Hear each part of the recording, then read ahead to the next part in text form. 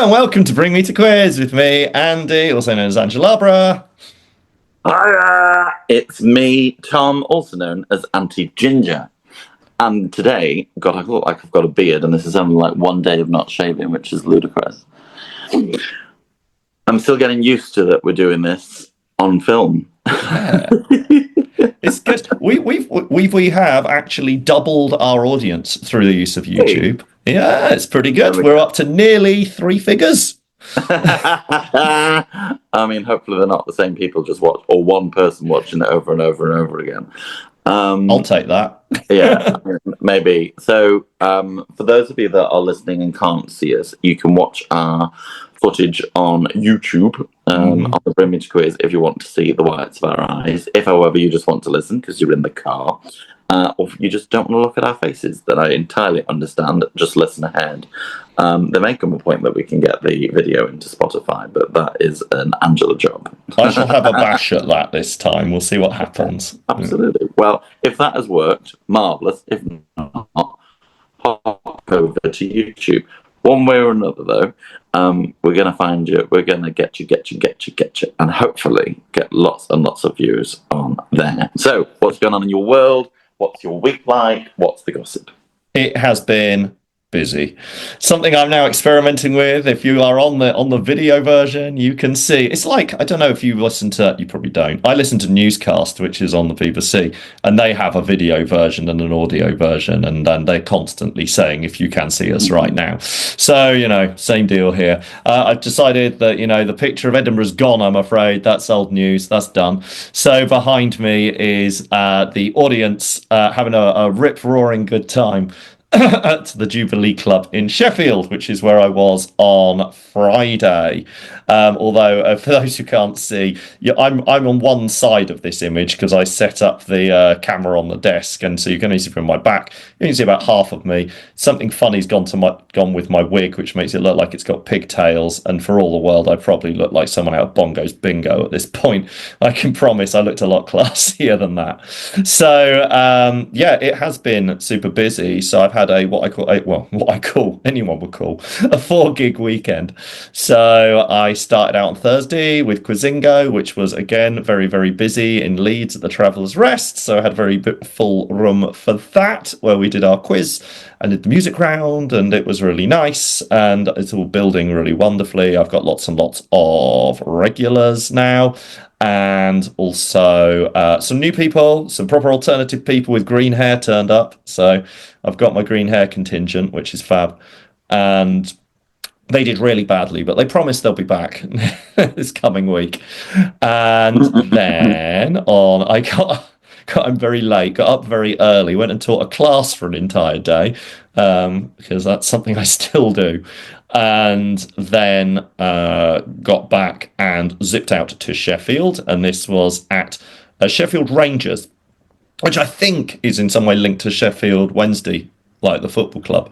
But this was a fundraiser for the youth team, and so I had about 100 mums in the room. And it was really good. It was really, really busy. I love it when it's like a fundraiser because obviously they push the boat out. Everyone's there for multiple reasons, and I've been there before, so they knew what they were dealing with, and they all came back. So that's good. Even if I had to play sound tech at the start because they couldn't make the mixer work until I pointed out there's an amp somewhere, and I managed to turn that on. And I was like, ooh, sound. And then by halfway through the first round, I was like, sounds rather quiet and distorted. Hang on, only one of the 2 speakers is on. And in the first break, I identified the problem.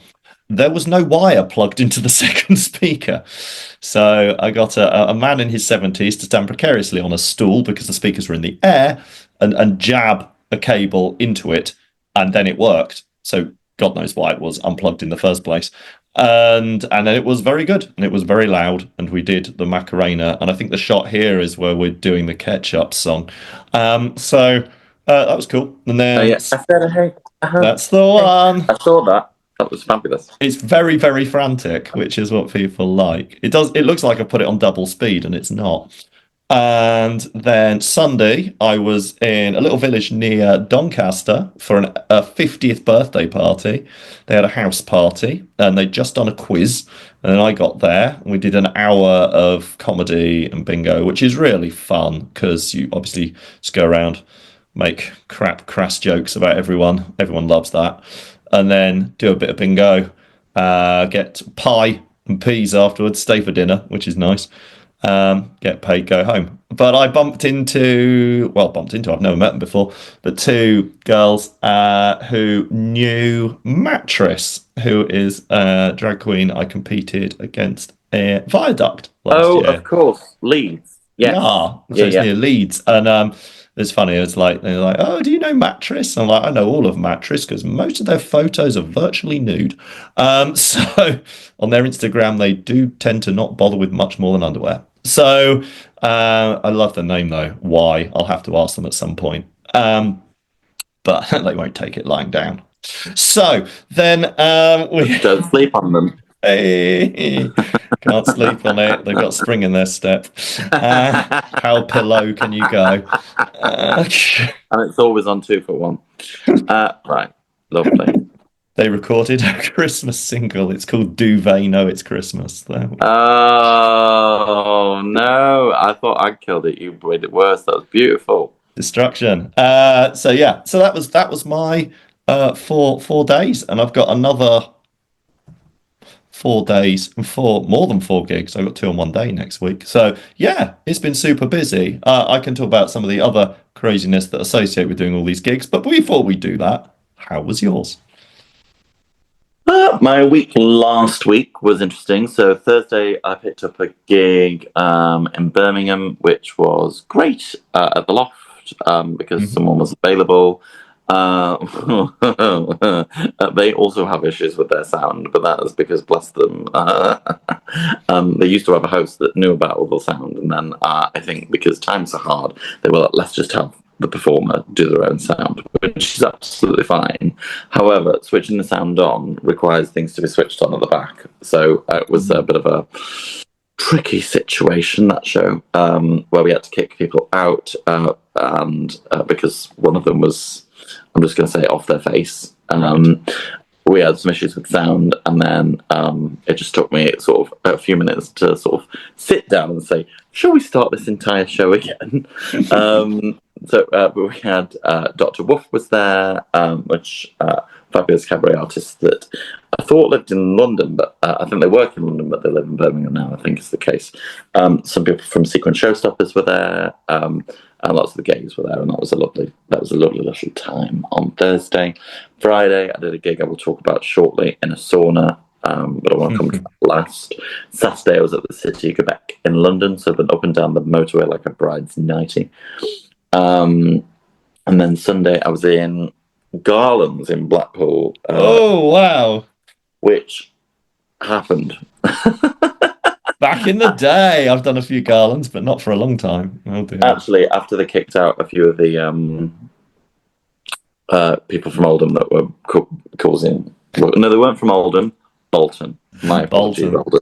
They were from Bolton. Once they kicked out a few Boltonians, it actually sort of settled into something that was nice. And probably the busiest I've seen it. Oh. Because, you and I have done that, and sometimes it's not that busy. So it was very, very nice to be there. But I want to talk about my Friday. So it was a really...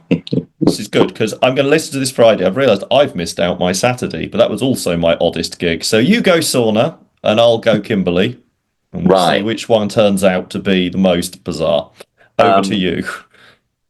So this sauna in Northwich has a once a month bisexual night. It's always a gay sauna, apart from they have a bi-day Friday that I think is once a month. Where they get the prostitutes. Well, lying sexuals. Yeah, thank you. Anyway. I couldn't comment. I couldn't comment whether that's happening there, but it is a bisexual night once a month where they have probably adults that are swinging and that kind of thing. Non-monogamous straight couples, I suspect. However, it had been hired out downstairs for a ladies' night. Okay.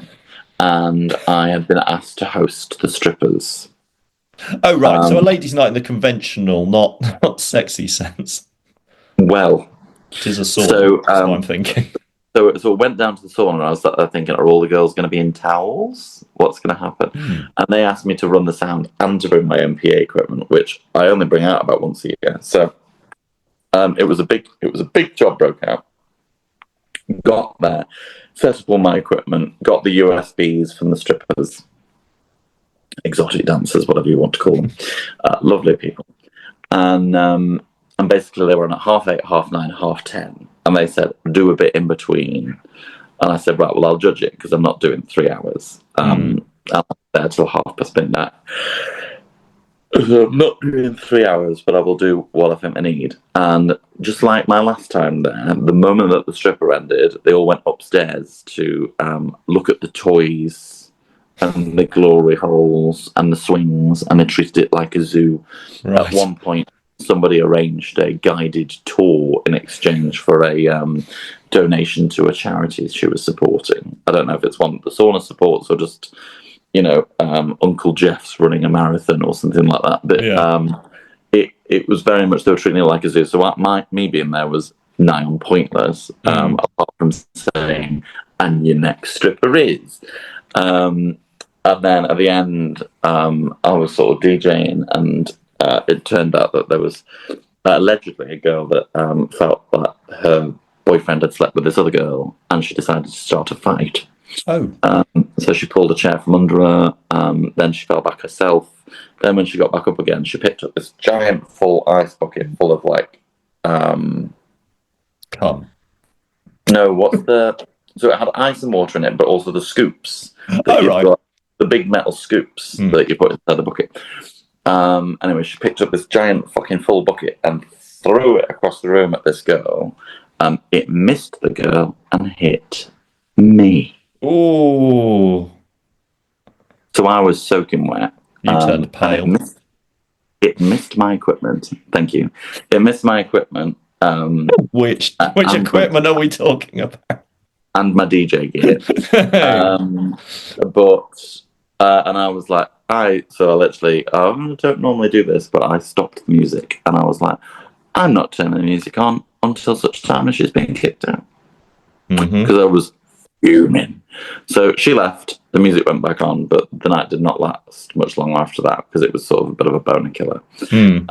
However, this is one of the things, of no criticism to how the venue handled it whatsoever. But some people spoil a night out. And I have a wet dress that's hanging to dry. Oh dear. Could you not go? It occurs to me, you're in a sauna. You not just go up and get it steamed. Well, I don't know if I would want it to come back smelling of poppers. You're gonna tell me that this sauna doesn't actually have any sauna functions going on in it, aren't you? Well, it has bare days and it has other Does it have any steam? Does it have any actual saunaing going on? Yeah. Oh, okay. No, there is some of that. One of the things that amused me the most, and I don't know if this is the right terminology to say or not, but I asked where my dressing room was.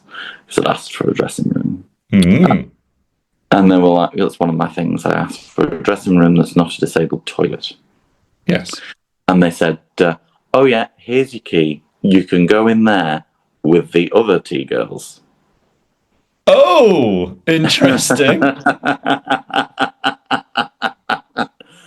Who I met, and they were lovely. And I take no exception to being described as a cross-dresser. But I was a bit like, well, it's been a long time since I've been called a T-girl. I know that phrase, but you associate it with being transvestite as opposed to transsexual.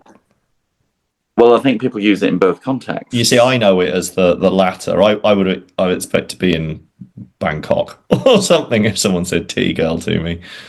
Well, so I think it may be that they're transgender. However, the girls I met were cross-dressers. Right. It was a hobby to get attention. Let's call it that. Fair enough. And But I was just they like, shut them all in a room and locked the door. yeah, so just like that, there was this tea girl room, and I was like, do you know, I just think what I do takes a little bit more time. Oh, ouch. Ay, ay, ay.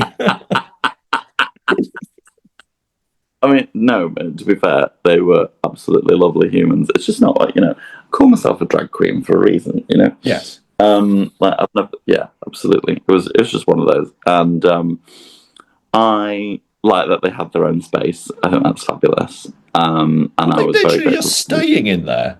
Is it, I was were getting ready. joking. Oh, they were getting ready. They were getting ready. That makes sense. Oh, yes. So we're talking about obviously people who will not be walking into the club dressed. They get dressed when they're No, there. I remember clubs like getting that in the noughties. It's I'm sure it's well, obviously, clearly, it still happens. Sad in some it's a ways, safety but yeah, thing. yeah, It's a safety exactly. thing. Yeah, I That's mean, why I say it's sad. traveling in drag. A lot of people take this view. I mean, I remember that documentary with Maisie Trulette, where she talked about, she'd never go to Clapham High Street dressed in drag, and it was dangerous. And they would ask for Clapham High Street rather than the Two Brewers because they didn't want to be, outed as going to a gay bar and certainly not as a drag queen. So, the safety of travelling in drag has changed drastically, whereas I don't give a shit when I'm in makeup and travelling. In fact, more often than not, I will arrive in face and get dressed at the venue. Yes, I have been. Well, actually, I think we actually counter to all this when we did Skegness. We got totally ready there, but they had a proper dressing room. Yeah. And it was a long way. It was a long way to travel if you were in full drag. Yeah, I sometimes when I've driven to London, I've regretted it where I've like put my face on, then driven to London. Because I would always try and arrive, and I still do this sometimes. I try and arrive when the congestion charge ends, but then I've not got loads of time to do my makeup after the gig. So, yeah, I've done it in face before and I've regretted it. So, sometimes I even stop at a service station, do it in a service station, and have all these kids screaming at me. Where do you do it? Like in the men's toilets? No. So where? Where there'll be like a McDonald's or a Starbucks and there'll be tables. I'll just set up a little mirror and off I go. Wow. Okay. I like don't live get ready with me. I don't care. You could put a little bowl out. People probably give you tips. Be like, it's the new busking. So that was, there we go. Makeup lessons in how not to do it. How was your weird one then? What was your weird thing? My weird one. I always travel to gigs completely as Angela. I prefer it anyway. I also don't trust venues to have anything. You have your bars, you have your cabaret bars, you have your gay bars.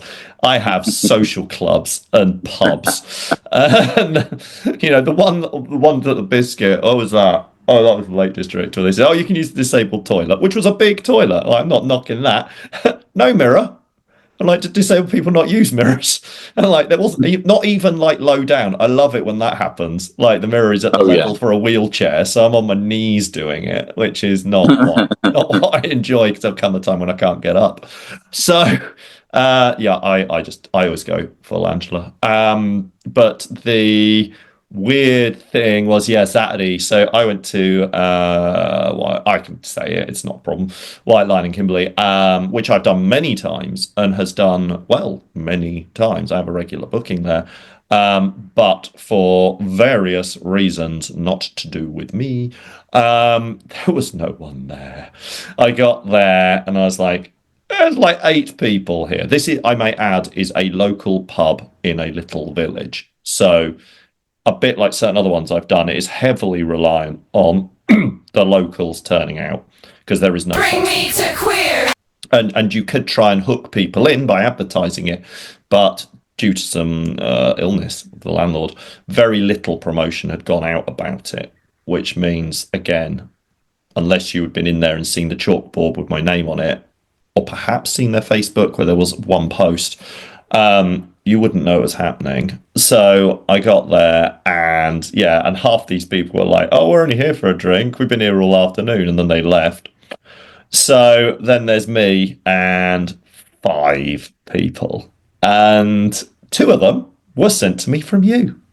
which was nice. I had This is Karen this and Davina. Karen and Davina showed up, which was nice, and I found a complete triangle of knowing in these because I with so few people, like there were a couple of locals and them, and we had a nice time. We did several rounds of bingo. I did a lot of comedy. I actually turned it more into like I didn't do my Edinburgh show, but I did a good old chunk of it because with that few people performing at people and them sitting and listening and watching is very achievable because they're not going to have their own conversation when there's five of them. And as long as you keep involving them, which I do anyway with any of my shows, it's fine. It's like having a chat. It's like being at certain comedy nights I've done. So, but yeah, the Triangle joined up because not only had they come because they listened to us, hello, and they know you. They'd also been to Leicester Comedy Festival and seen a guy called Lawrence Tuck, not a drag queen, incidentally, who is a comedian who runs Lancaster Comedy Festival and who I have performed for before, and I'm doing Lancaster Comedy Festival.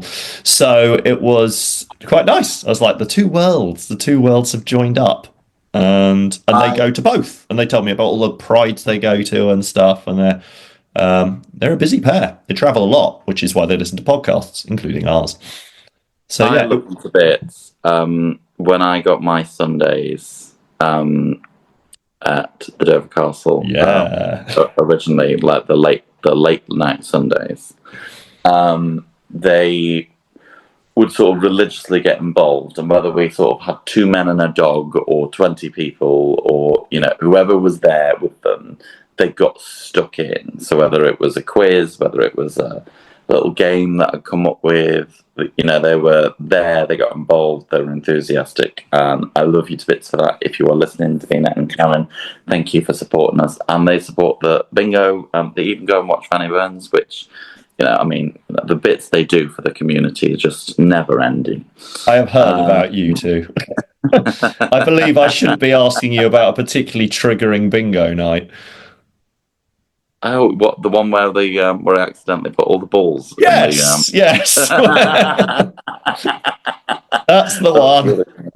So it was really unfortunate because Fanny just happened to be watching that week.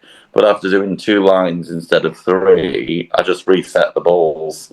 And then I was like, Fanny, help me! But we had to work out like what numbers have been called already. And honestly, wherever I am on the neurodivergent spectrum just was set alight.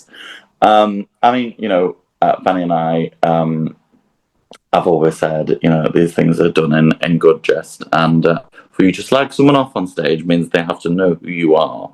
So you're doing something right, generally. And it is a two-sided affair, I think it's fair to say. But Good. Karen and Davina are great supports in that, and I love that they've both listened to us and that they came to see you, especially on a night when it sounds like you needed it. Yeah, had they not been there, that would have been beyond strange. That was where, oh no, I am doomed to standing on a stage DJing for 3 hours to literally 2 people and no dog.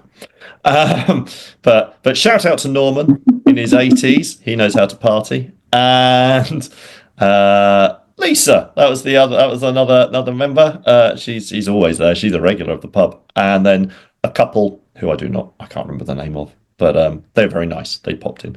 So bit strange because as I say, Leeds full, Friday in Sheffield full, a 50th birthday party obviously full, and then that.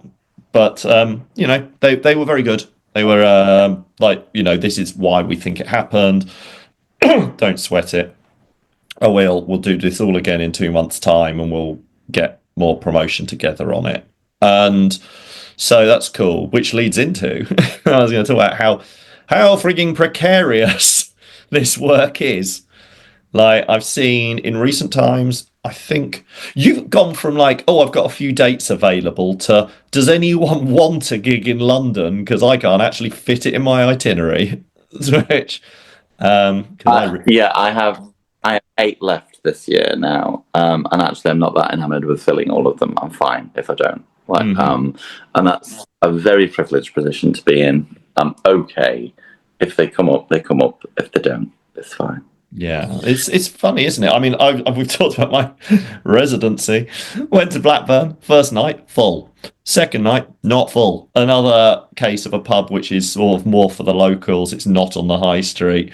All the locals, I was told, were going to a big birthday party the next day and had hence not come out that night. And not to sweat it, and not to worry. And we'll do it again in next month, only for a week later than to come back and go, don't think it works.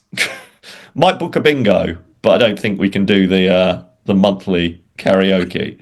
And I'm like, and then within, I mean, it's so precarious, this job.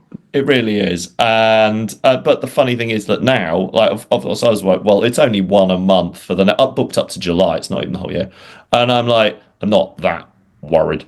At which point, I then got a Facebook from a landlord in Nottingham who'd spoken to the landlord in Kimberley and said, can you do drag bingo for us? Looked at your Facebook, really like what you've got. The landlord at Line thinks you're great. And so we've arranged 3 through the year, now in Nottingham, which is lovely, which is where Bongo's Bingo have just set up a second venue. So they are absolutely insane for bingo in Nottingham. So, and it's not actually in Nottingham as per usual. It's in some teeny tiny town called just Eastwood, I think it's called, just on the edge. And then I got another private booking. So I'm now doing a hen do in Buxton as well, which I really appreciate because it's just down the road. So It really is. this is nice. So yeah, swings and roundabouts. Well, can we take a moment to talk about for other queens who may be listening? If you're Let's just listening talk about other queens, yeah. if you're listening to be nosy, or if you're listening and you're thinking maybe we have some pills of wisdom, and fucking hell, we don't for lots of people, but let's just say we do have some pills of wisdom for a minute. If there's anything that I have learnt the hard way, it's don't put all your eggs in one basket. When I lost a venue that, let's just say it was so good they named it twice, I was working there 2 nights a week. And when that came to an end, it fucked me really hard. The Dover Castle ended up saving my arse by giving me a day a week. And that literally, at that point, going from losing 2 nights a week was the difference between me being able to pay my bills and not pay my bills. And Dover Castle can't save my arse in that circumstance. And I have never, ever taken more than 1 night from a venue per week since. But also, when people approach me and they're like, let's put 12 months of dates in, and I've never seen my act, I'm like, no. Because I've learned that the hard way as well, where they'll put a year of dates in. You know, the first couple go well, and then they have one stinker, and then all of a sudden the dates are pulled. Yeah, this is like on the I don't know if you're following it. I think a lot less people are watching it this season, but The Apprentice is back on, and one of the tasks they had what were they trying to sell? Whatever it was, they gave exclusive rights to it, and they pay X amount, like £50,000 a year for it. For their pop star, a virtual pop star. And they said, but we'll do a 5-year deal, an exclusive 5-year deal. And they said, that's great, 50k a year, 5-year deal with a 1-year break clause. And of course, they then go into the boardroom and Alan Sugar's like, you made 50k. And they're like, no, we didn't. He's like, you did, because you agreed a break clause. They can walk away after 1 year. So you don't get 250, you get 50. And it's that's essentially the same with what we do, because it's not like anyone signs any contracts. You have one bad gig, and it's over. You know, and our comedy night in city centre Manchester, both of them. The nights that didn't make money, you know, the venues were concerned, and I think it's understandable. It's not about being critical about the venues and the decisions that they make. You know, we're all in this to make money. You know, sometimes you work with venue owners that are like, okay, we'll take the shit with the cream and we'll have the winners and the losers. And, you know, that might be down to their mindset. That might be down to the cash flow and the position that they're able to be in that position to do that. That's the other thing. Some they are really, you know, robbing Peter to pay Paul in order to pay your fee.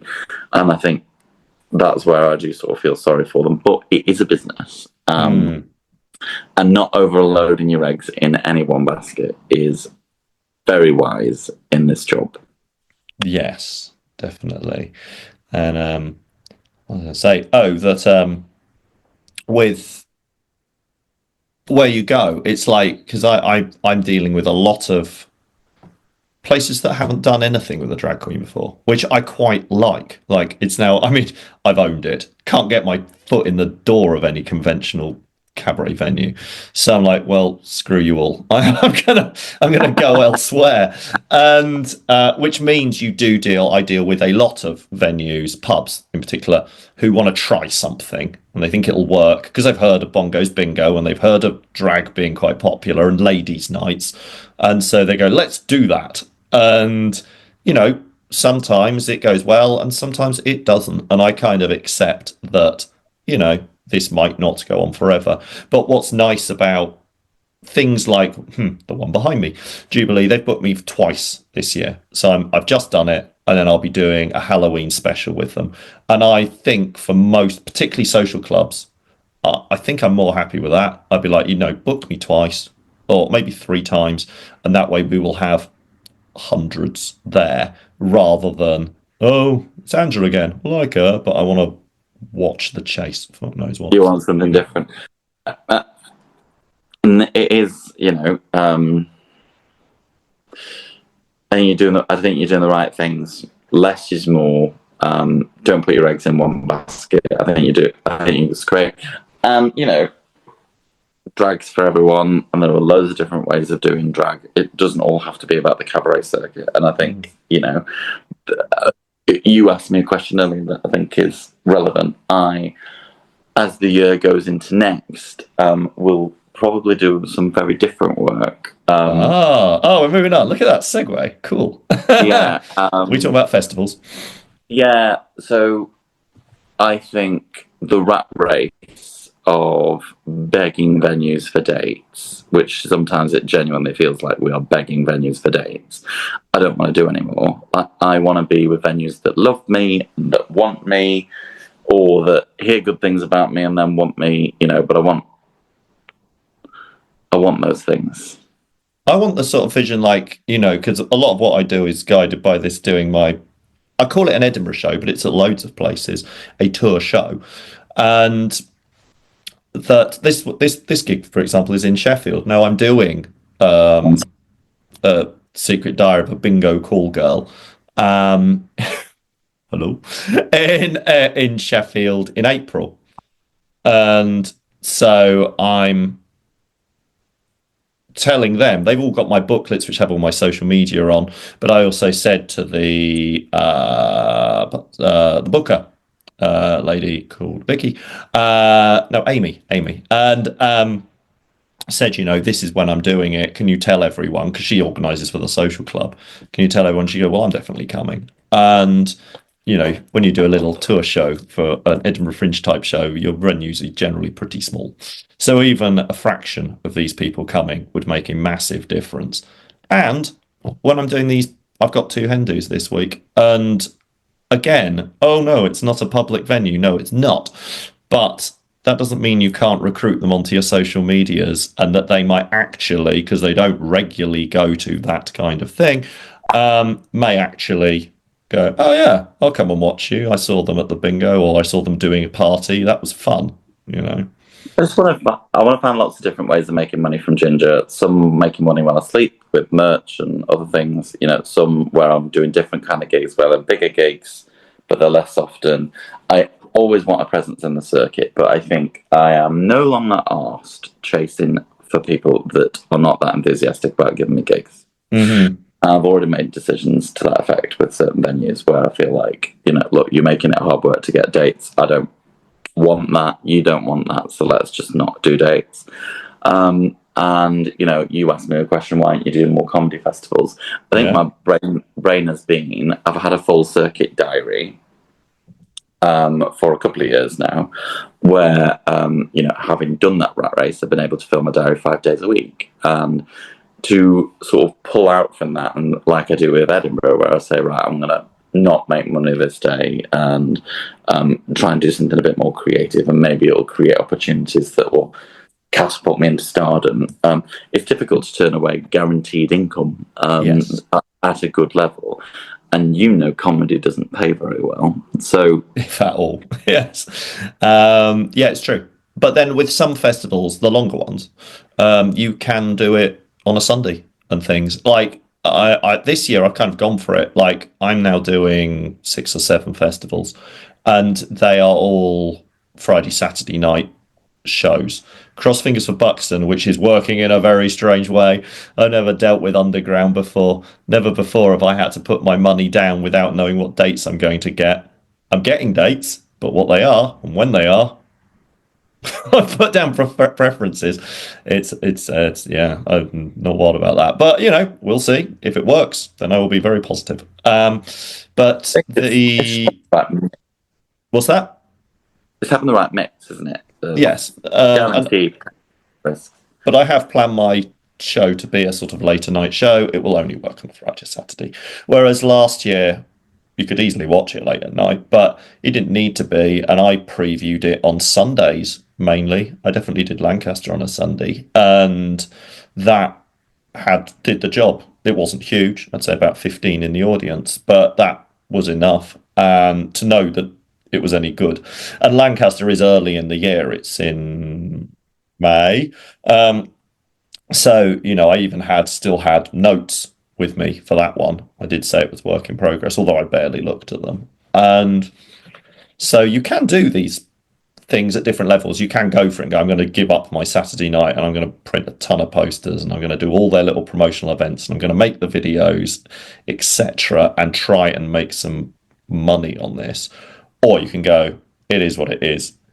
I'm testing effectively whether this is good enough for Edinburgh yet. Join me for the ride at 4 p.m. on a Sunday. And I will do previews of my show. Problem is it's not ready yet. And it won't be ready until probably May, which gives me May and June and July to preview it. Book your previews and then it makes you to get it ready, which is what I did. So I shall. But it's a good nudge actually. I'm gonna book them in, but I am fundamentally there's a lot to do. So because this has lots of different media and it's got videos and some of them haven't been recorded yet. Tell me about it. Tell me about it, stud. It's a lot, but I'm really excited for where it's going to be, and I'm determined not to rush. So, but it will not be a work in progress come August. I just need to work at some pace to make sure that it's ready. I'm seeing more problem area videos on the socials. They keep popping up. Yeah, I mean, actually, I've seen a couple this week. It works. I can't remember which one I saw. I think I didn't mention it last time, did I? I think it's since our last broadcast, I've seen the charcuterie one, and there was someone else who popped up today. Jordan Bateman, aka Ruby Slippers, drag artist. Okay. Those two have gone out. Do you feel it is like building? Because obviously your technique here, most of the time, because I have also seen stuff of you singing in cabaret, are consistently posting the same kind of, the same setup, different content, obviously, but the same structure. Is that working for you, do you think? I am not sure. What's interesting when people are out on the circuit is people tell me that they love it. And they're like, oh, I'm really enjoying this problem area. I'm going to submit a video. And some people are like sending me videos because they just want a problem answered. Yeah. And I am enjoying that's been unprompted. I must have had several videos at least where they've just been, I really just wanted to send you this to see what you'd say. And I'm sort of sharing my platform with people in that way. It's quite generous in the, they get limelight on a drag queen's account, I guess, to an extent. and I think they generally get the vibe of what the answer will be. It's not advice that's that helpful. Yes, I have noticed that. It generally involves innuendo. Or yeah. And that's something that Mikey, my director, and I continue to debate on. It's like, I want it to be real. And I'm like, well, the problems can be real. I'm not going to take them very seriously. But, if someone comes to me with that, can you help my sick pet? I'm like, well, okay, I need to find a way of making that funny. And I do want it to be light, but I also want to feel like, I am letting anyone into the warm embrace of my problem area. So is it, has it got me millions of fans and, TikTok deals like I hoped it might have? Not yet. But I'm not dead yet. I think something about it is that what I could say from it is, if I didn't know you already, I'd be like, summarize Aunty Ginger and be like, sex. Like, it's because the joke is often about sex. And so if you saw your flyer or an advert for Edinburgh and you're an Aunty Ginger, they're like, that's the sex queen. Yeah, she's obsessed with it. And like all her answers are about that. It's really naughty. Oh, look, it's late at night. I like a naughty show late at night. And so your brand, it's definitely reinforcing the brand, I think. And you do want people to, the worst thing you can have on these social medias is that people watch it and then they can't place you. You go, have you watched Angela Arbor? And they'll be like, I might have. I see a lot of drag queens. You don't want that. You want them to just react and go, oh, puns, or whatever. You want to be linked to something, and I think it definitely does that. I'll tell you a funny thing about Davina told me. And they're like, I love the podcast because sometimes you go like into something quite serious, and then Ginger follows up with, well, I've been sleeping with people this week.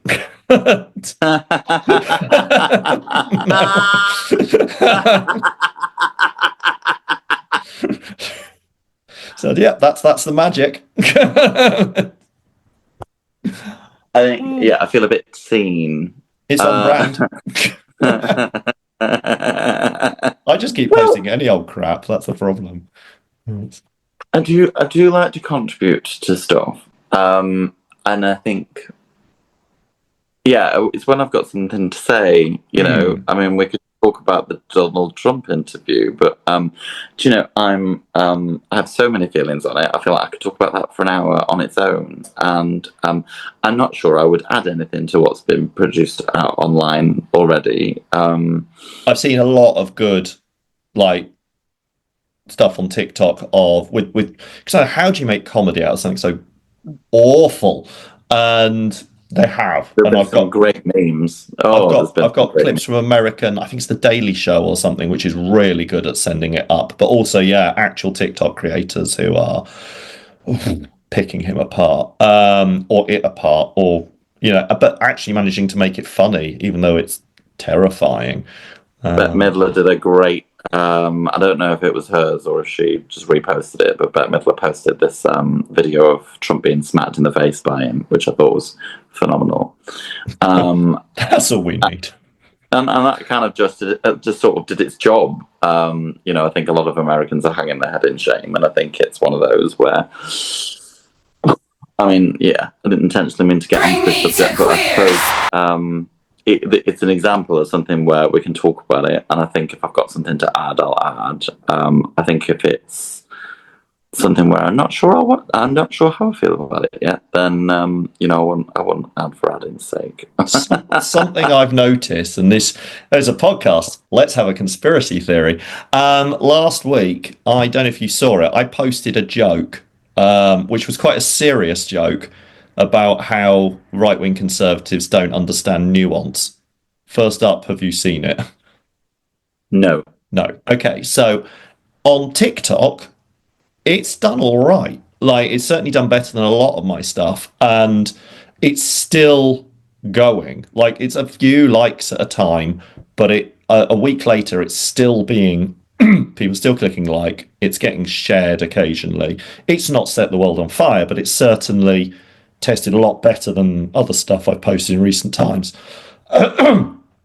But the joke when I moved it over to Facebook, Instagram got a couple of likes, which is quite normal for Instagram because it's quite insular. You do tend to only just get people who already know you.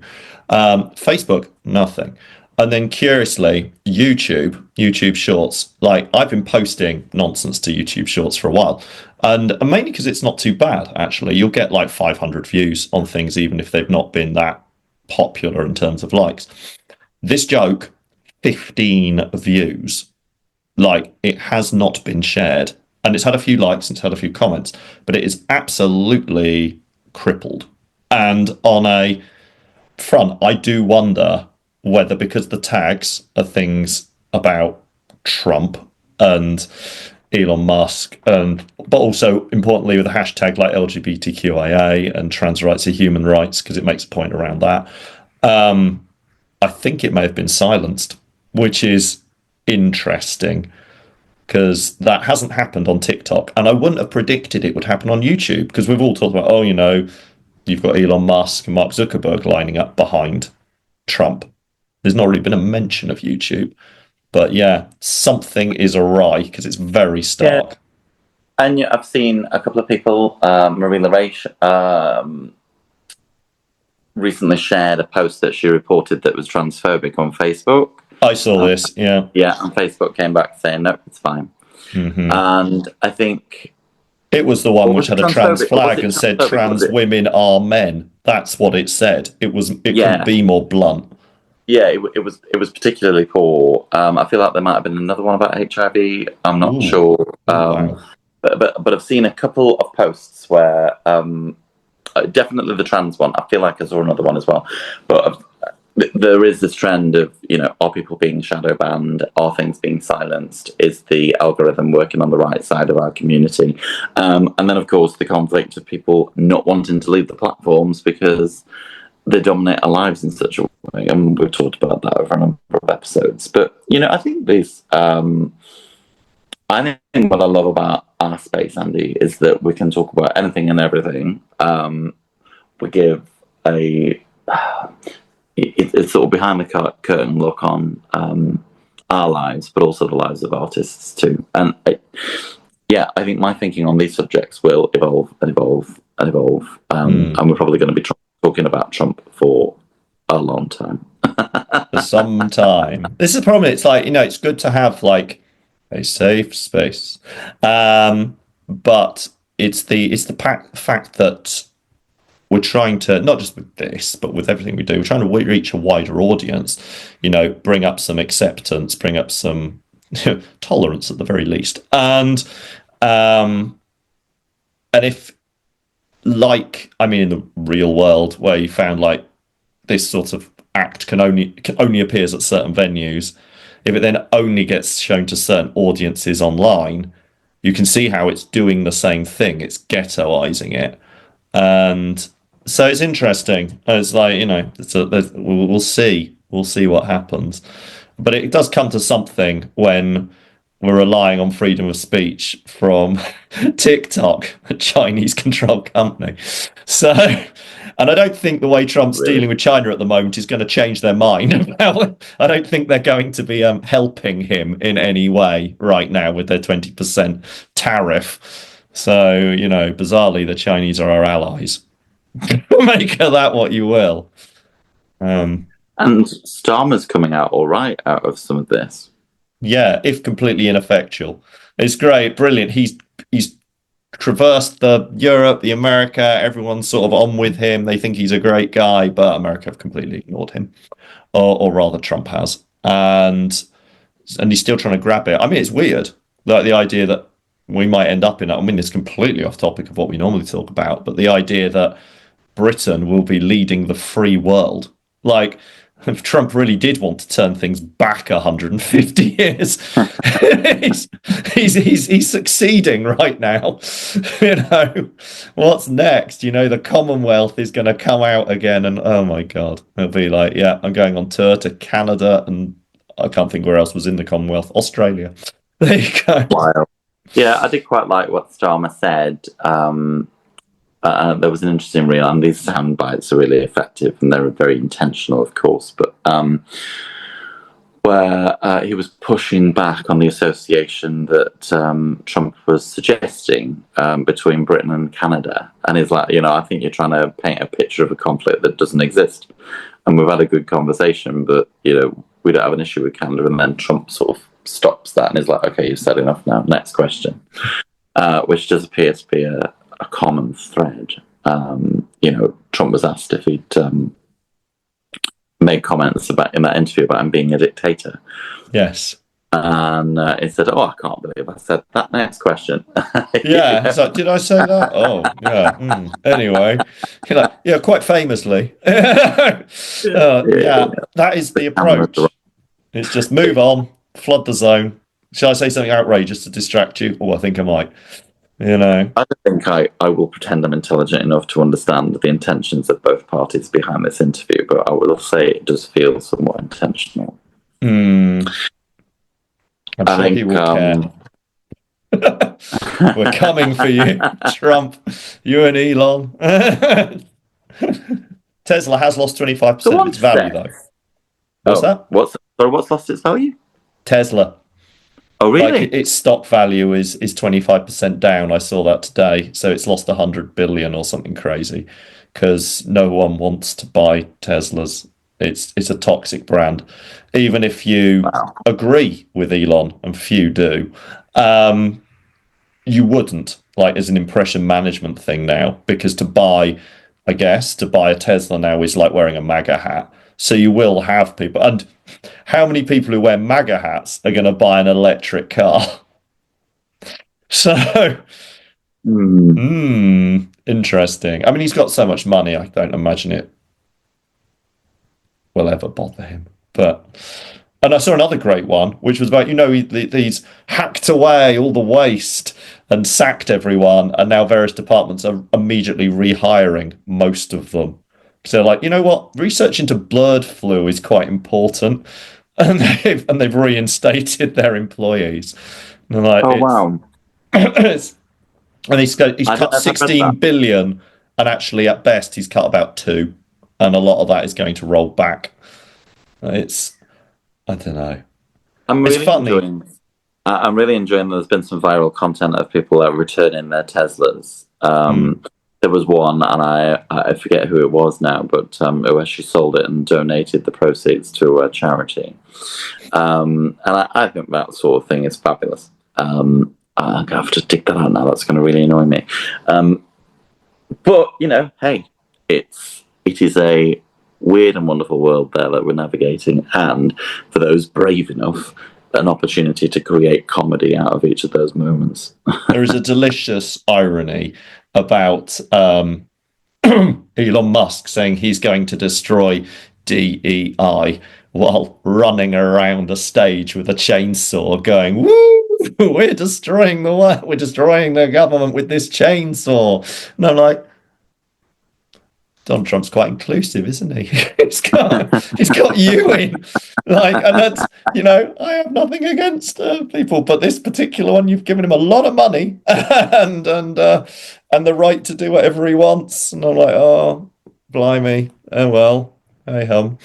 I think a lot of this, I hope, it'll blow up in his face, and all the tariffs. If nothing else, the tariff thing, it may well ruin America briefly. And if he then has to roll back on anything he's done like that big, take the tariffs away for no good reason, you'll be like, you've stopped just setting the agenda. Now you actually have to listen to people. Yeah. Is he allowed? So he'll be allowed a second term? No, not at the moment. He's not, but he would have to campaign for it, right? No, a president can only serve 2 terms. Just because he's had a break in between them, he will have served 2 terms. Right, so that's it then. That was my question. Unless they change the law, and there's whisperings about them doing that. But that would be destroying the Constitution, which they're probably not bothered about. So you can have 2 terms, albeit that there's been another president in between. Yeah, I think there is a precedent for the president that I think this has happened once before in American history, that someone did serve and there was a gap between their two. Interesting, but he can't campaign for another go. No, unless he does a Putin and just rips up the rule book, which is exactly what Putin did, because I think they had something similar originally. Well, Putin's been over and over again, hasn't he? He got round it. They do have a rule about it, but he switched from president to prime minister, back to president, but effectively controlled it the entire time. I think that's right. He's been in power for that long. I'd actually have to look up a history book to know exactly what he did. Since 25 years, or something like that. That's a long time. Yeah. Anyway, that was cheery. Well, that was. And you know what? Let's talk about sex. Let's stop rushing around. Let's move to our My Worst Gig. Well, it wasn't ours then. Me getting thrown out with a bucket. No. We've both had some interesting gigs this week, but I believe you've acquired us. No, we do.